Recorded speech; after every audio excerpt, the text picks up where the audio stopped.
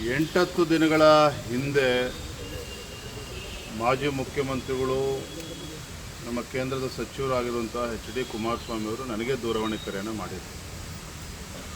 ವಿಜೇಂದ್ರ ಅವರೇ, ನಿಮ್ಮ ರಾಷ್ಟ್ರೀಯ ನಾಯಕರ ಜೊತೆಲಿ ಮಾತನಾಡಿ 3ನೇ ಅಭ್ಯರ್ಥಿಯನ್ನು ನೀವಾದರೂ ಹಾಕಿ ನಾವಾದರೂ ಹಾಕ್ತೇವೆ, ಒಂದು ಫೈಟ್ ಮಾಡೋಣ, ಒಂದು ಸೀರಿಯಸ್ ಆಗಿ, ಯಾವುದೇ ಕಾರಣಕ್ಕೂ ಸುಲಭಕ್ಕೆ ಬಿಟ್ಕೊಡೋದು ಬೇಡ, ಒಂದು ಒಳ್ಳೆ ಉದ್ದೇಶ ಇಟ್ಕೊಂಡು ಮಾನ್ಯ ಕುಮಾರಸ್ವಾಮಿ ಅವರು ನನಗೆ ಮಾತನಾಡಿದರು.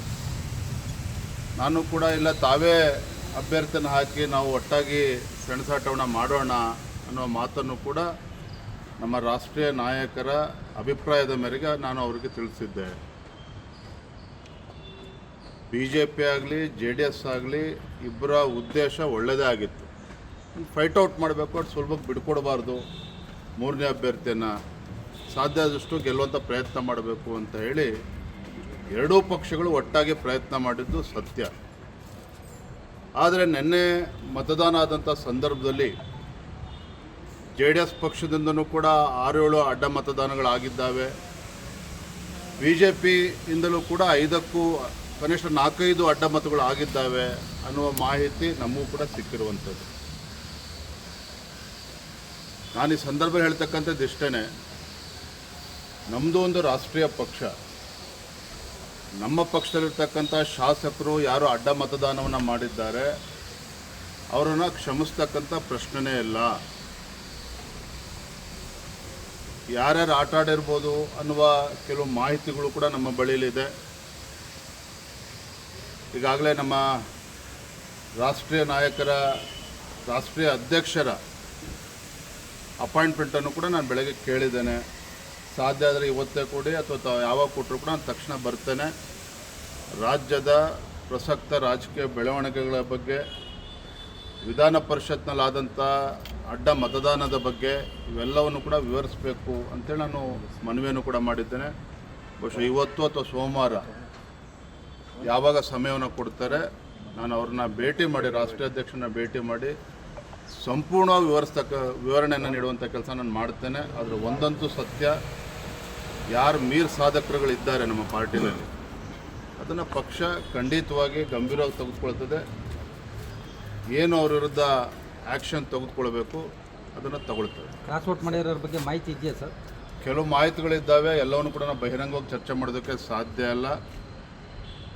But let me assure you, ಒಂದು ರಾಷ್ಟ್ರೀಯ ಪಕ್ಷವಾಗಿ there is limit for everything. ಈಗಾಗಲೇ ನಮ್ಮ ಭಾಜಪದಲ್ಲಿ ಗೊಂದಲಗಳ ಬಗ್ಗೆ ಸಾಕಷ್ಟು ಚರ್ಚೆಗಳಾಗಿದ್ದಾವೆ. ಇದನ್ನು ಈ ಸಂದರ್ಭ ಉಲ್ಲೇಖ ಮಾಡೋದಕ್ಕೆ ಹೋಗೋದಿಲ್ಲ. ಕಾರ್ಯಕರ್ತರು ಬೇಸತ್ತಿದ್ದಾರೆ ನಮ್ಮ ನಡವಳಿಕೆಯನ್ನು. ಆದರೆ ಒಬ್ಬ ಚುನಾಯಿತ ಪ್ರತಿನಿಧಿ, ಭಾರತೀಯ ಜನತಾ ಪಾರ್ಟಿ ಟಿಕೆಟ್ನಲ್ಲಿ ಗೆದ್ದಿರ್ತಕ್ಕಂಥ ಶಾಸಕರುಗಳು ಈ ಮಟ್ಟಕ್ಕೆ ಹೋಗ್ತಾರೆ ಅಂತ ಹೇಳಿದ್ರೆ ಎಲ್ಲೋ ಒಂದು ಕಡೆ ಗೆರೆ ಎಳೆಯುವಂಥ ಕೆಲಸ ಒಂದು ರಾಷ್ಟ್ರೀಯ ಪಕ್ಷವಾಗಿ ಅದು ಮಾಡಬೇಕಾಗ್ತದೆ. ಅದನ್ನು ನಮ್ಮ ರಾಷ್ಟ್ರೀಯ ಅಧ್ಯಕ್ಷರು ಕೂಡ ನಾನು ಈ ವಿಚಾರವನ್ನು ಚರ್ಚೆ ಮಾಡ್ತೀನಿ.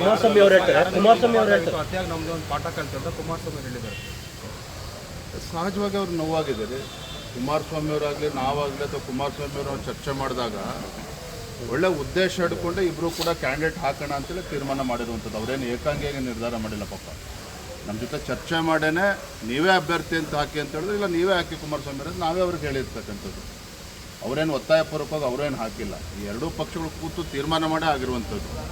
ಹಾಗಾಗಿ ಒಂದು ಅವರ ಪಕ್ಷದಲ್ಲೂ ಕೂಡ ಒಂದು 6-7 ಮತಗಳು ಅಡ್ಡ ಮತದಾನ ಆಗ್ತದೆ ಅಂತ ಹೇಳಿದ್ರೆ ಅವ್ರಿಗೂ ಕೂಡ ನೋವಾಗ್ತಕ್ಕಂಥದ್ದು ಸಹಜ. JDS ಪಕ್ಷಕ್ಕೆ ಎಷ್ಟು ನೋವು ಬೇಸರ ಆಗಿದೆ, ನಮಗೂ ಕೂಡ ಅಷ್ಟೇ ಬೇಸರ ಆಗಿದೆ. ನಾವು 2 ಸ್ಥಾನಗಳನ್ನು ಗೆದ್ದಿರ್ಬೋದು, ಆದರೆ ನಮಗೂ ಕೂಡ ಅಪಮಾನ ಆಗಿದೆ. ನಮ್ಮ ಶಾಸಕರು ಕೂಡ ಅಡ್ಡ ಮತದಾನ ಆಗಿದೆ. ಹಾಗಾಗಿ ಇದನ್ನು ಭಾಳ ಗಂಭೀರವಾಗಿ ತೆಗೆದುಕೊಳ್ತೇವೆ. ನಮ್ಮ ವರಿಷ್ಠರು ನಾನು ಕೂಡ ಭೇಟಿ ಮಾಡ್ತೇನೆ. ಇದನ್ನು ತಾರ್ಕಿಕ ಅಂತ್ಯಕ್ಕೆ ತೆಗೆದುಕೊಂಡು ಹೋಗ್ತಕ್ಕಂಥ ನಿಟ್ಟಿನಲ್ಲಿ ನನ್ನ ಅಭಿಪ್ರಾಯ ಏನಿದೆ. ನಮ್ಮ ಅವರು ಹೇಳ್ತಾರೆ 5 ಜನ JDS ಇಂದ ಅಡ್ಡ ಮತದಾನ ಆಗಿದೆ ಅಂತ ಹೇಳ್ತಾರೆ. ದಿಕ್ಕದು ನಿಮ್ಮದೇ ಹಂಗಾರೆ ಸರ್? ನೋಡಿ, ಕಾಂಗ್ರೆಸ್ಸಿನ ಆಂತರಿಕ ಗೊಂದಲದಿಂದ JDS ಪಕ್ಷಕ್ಕೆ ಕನಿಷ್ಠ 4-5 ಮತಗಳು ಬರಬಹುದು ಅನ್ನೋ ಲೆಕ್ಕಾಚಾರ ಅವ್ರಿಗೂ ಕೂಡ ಇತ್ತು. ಆದರೆ ಅದು ಆಗಿಲ್ಲ. ಮತ್ತು JDSನ 18 ಮತಗಳು ಇಂಟ್ಯಾಕ್ಟ್ ಇರ್ತದೆ ಅಂತೇಳಿ ಪಾಪ ಅವ್ರು ಅಂದ್ಕೊಂಡಿದ್ರು, ಅದು ಕೂಡ ಅದು ಆಗಿಲ್ಲ. ನಾವು ಕೊಟ್ಟಂಥ ಮತಗಳು ವ್ಯತ್ಯಾಸ ಆಗಿದೆ ಅನ್ನೋದನ್ನು ಅವ್ರು ಹೇಳಿದ್ದಾರೆ. ಎಲ್ಲವೂ ಕೂಡ ಇವತ್ತಲ್ಲ ನಾಳೆ ಸಂಪೂರ್ಣ ಒಂದು ಚಿತ್ರಣ ನಮಗೆ ಸಿಕ್ಕೇ ಸಿಗುತ್ತೆ.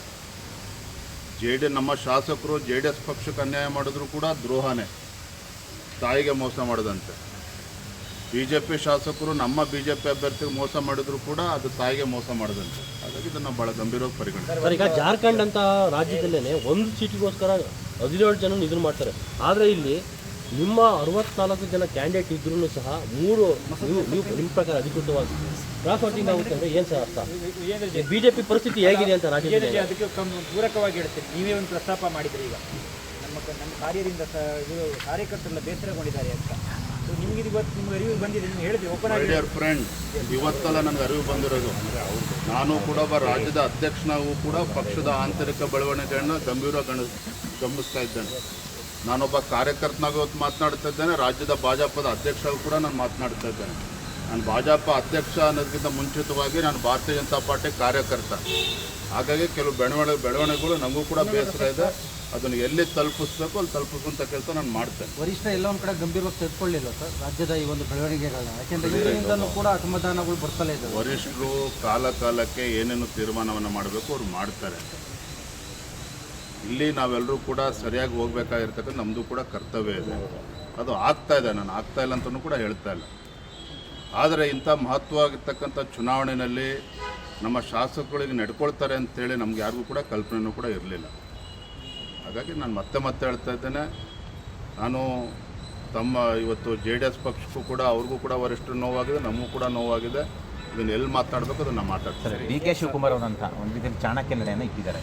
ಈಗ ಅಂಥವರ ವಿರುದ್ಧ ನಿಮ್ಮ ಸ್ಟ್ರಾಟಜಿ ಬದಲಾವಣೆ ಮಾಡ್ಕೋಬೇಕಾ, ಹೇಗೆ ಏನು ಯಾವ ಭಾಳ ಜನ ಚಾಣಕ್ಯರನ್ನ ರಾಜ್ಯದ ಜನ ನೋಡಿದ್ದಾರೆ, ನಾವು ಕೂಡ ನೋಡಿದ್ದೀವಿ. ಓಡೋ ಟೈಮಲ್ಲಿ ಓಡ್ತದೆ, ಬೀಳೋ ಟೈಮಲ್ಲಿ ಬೀಳ್ತಾರೆ. ಇದ್ರ ಎದುರಿಸ್ತಕ್ಕಂಥ ಶಕ್ತಿ ನಮಗಿದೇನು ಎದುರ್ಕೊಂಡು ಓಡೋಗ್ತಕ್ಕಂಥ ಪ್ರಶ್ನೆನೇ ಇಲ್ಲ. ಭಾರತೀಯ ಜನತಾ ಪಾರ್ಟಿ ನಮ್ಮ ಸಂಘಟನೆ ಇದೆ, ನಮ್ಮ ಸಂಘಟನೆ ಕಾರ್ಯಕರ್ತರ ಶಕ್ತಿ ಇದೆ.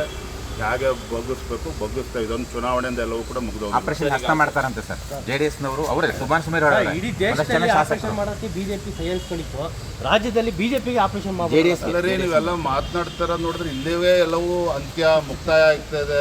ಆ ಭಾವನೆಯಲ್ಲಿ ನೀವು ಮಾತನಾಡ್ತಾ ಇದ್ದೀರಿ.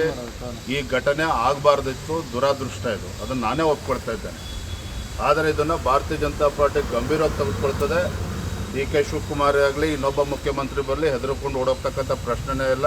ಇದನ್ನು ಯಾವ ರೀತಿ ಈ ಸರ್ಕಾರನ ಬಗ್ಗಿಸ್ಬೇಕು, ಪಳಗಿಸ್ಬೇಕು ಅದನ್ನು ಮಾಡ್ತೇವೆ. ಬರುತ್ತೆ ವಿಜೇಂದ್ರ ಅವರು ಕೆಟ್ಟ ಹೆಸರು ತರಬೇಕು ಅಂತ ಏನಾದ್ರು ಈ ಥರ ಆಗಿರ್ಬೋದು. ಆಪರೇಷನ್ ಹಸ್ತ ವಿಜೇಂದ್ರ ಅವರು ಕೆಟ್ಟ ಹೆಸರು ತರೋಣ, ಅವರು ರಾಜ್ಯಾಧ್ಯಕ್ಷ ಒಂದು ಪ್ಲಾನ್ ಮಾಡಿದ್ದಾರೆ ಸರ್ ನಿಮ್ಮ ವಿರೋಧಿಗಳು. ನಿಮ್ಮ ಒಳಗಡೆ ಇರುವಂಥ ವಿರೋಧಿಗಳು ನೀವು ಒಪ್ಪತ್ತೀರಾ? ನನ್ನ ಹಣೆ ಬರದಲ್ಲಿ ಬರೆದಿದ್ದನ್ನು ಯಾರೂ ಕೂಡ ತಪ್ಸೋಕ್ಕಾಗೋದಿಲ್ಲ. ಇನ್ನೊಬ್ಬರು ಹಣೆ ಬರದಲ್ಲಿ ಬರೆದಿದ್ದು ನಾನು ಕೂಡ ತಪ್ಸೋಕ್ಕಾಗಲ್ಲ. ಈ ಎಲ್ಲ ಬೆಳವಣಿಗೆಯಿಂದ ವಿಚಲಿತವಾಗಿ ಓಡೋಗ್ತಕ್ಕಂಥ ವಿಜೇಂದ್ರ ನಾನಲ್ಲ. ನಾನು ಒಬ್ಬ ಪಕ್ಷದ ಕಾರ್ಯಕರ್ತ ಇದ್ದೇನೆ, ಭಾರತೀಯ ಜನತಾ ಪಾರ್ಟಿ ಅಧ್ಯಕ್ಷ ಇದ್ದೇನೆ, ಯಡಿಯೂರಪ್ಪವ್ರ ಮಗನೂ ಕೂಡ ಇದ್ದೇನೆ. ಇವೆಲ್ಲನೂ ಕೂಡ ಅರಗಿಸ್ತಕ್ಕಂಥ ಶಕ್ತಿ ನನಗೂ ಕೂಡ ಇದೆ. ಯಾರಿಗೆ ಏನು ಮಾಹಿತಿ ಕೊಡಬೇಕು ಕೊಡ್ತೇನೆ. ತುಂಬ ಜನ ಮುಂದೆ ಧನ್ಯವಾದಗಳು.